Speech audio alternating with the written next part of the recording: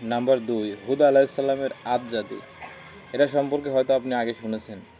আদ জাতির লোকেরা ছিল উন্নত নির্মাণ শিল্পে, তারা ছিল জগৎ সেরা। তারা সুরম্য অট্টালিকা ও বাগান তৈরি করত। তাদের তৈরি ইমারত এর মতো অনিন্দ্য সুন্দর শহর পৃথিবীর আর কোথাও ছিল না। তারা অঙ্কন শিল্পেও ছিল দক্ষ। জ্ঞান বিজ্ঞানে তারা যেমন অগ্রসর ছিল, তেমনি সংস্কৃতিতেও অনন্য। শুরুর দিকে আদ হজরত নূহ আলাইহিস সালামের ধর্মমত মেনে চলত। তারা একমাত্র আল্লাহর ইবাদত করত। কিন্তু কালক্রমে তারা আল্লাহকে ভুলে যেতে শুরু করে। তারা মনে করত তাদের সব অর্জন স্বীয় যোগ্যতায়। আদরা ভুলে গেল যে আল্লাহ বা স্রষ্টা বলতে কেউ আছেন। তাদের যোগ্যতা ও দক্ষতা যে আল্লাহই তাদের দিয়েছেন, তাও তারা বেমালুম ভুলে গেল। ফলে তারা অহংকারী হয়ে উঠল এবং সত্যিকারের পথ থেকে বিচ্যুত হয়ে পড়ল।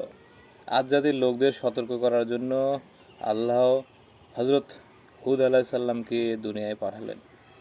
হজরত হুদ আলাইসাল্লাম আদ জাতির লোকদের গর্ব পরিত্যাগ করার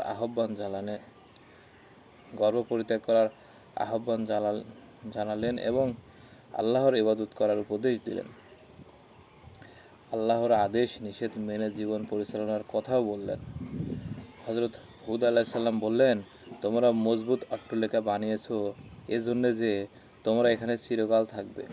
তোমরা যখন তোমাদের দুর্বলের উপর জুলুম করো, তখন তোমরা স্বৈরশাসকের মতো বর্বর আচরণ করো। তোমরা আল্লাহকে ভয় করো এবং আমাকে মান্য করো। কিন্তু লোকেরা হুদ আলাইসাল্লামের কথা শুনল না, বরং তারা তার কথা প্রত্যাখ্যান করল, তাকে বোকা ও মিথ্যাবাদী বলে গালাগাল দিল। নবীর প্রতি এরূপ অন্যায় আচরণের আল্লাহ অসন্তুষ্ট হলেন। ফলে আদদের এলাকায় দেখা দিল প্রচণ্ড খরা। এতে 3 বছর তারা দুর্ভিক্ষের মধ্যে কাটালো। তারপরও তাদের সব চরিত্রে কোনো পরিবর্তন হলো না। এবার সেখানে শুরু হলো ভয়ানক ঝড়। এই ঝড় 7 রাত ও 8 দিন ধরে চলল। ফলে গোটা আদ এলাকায় ধ্বংসস্তূপে পরিণত হলো।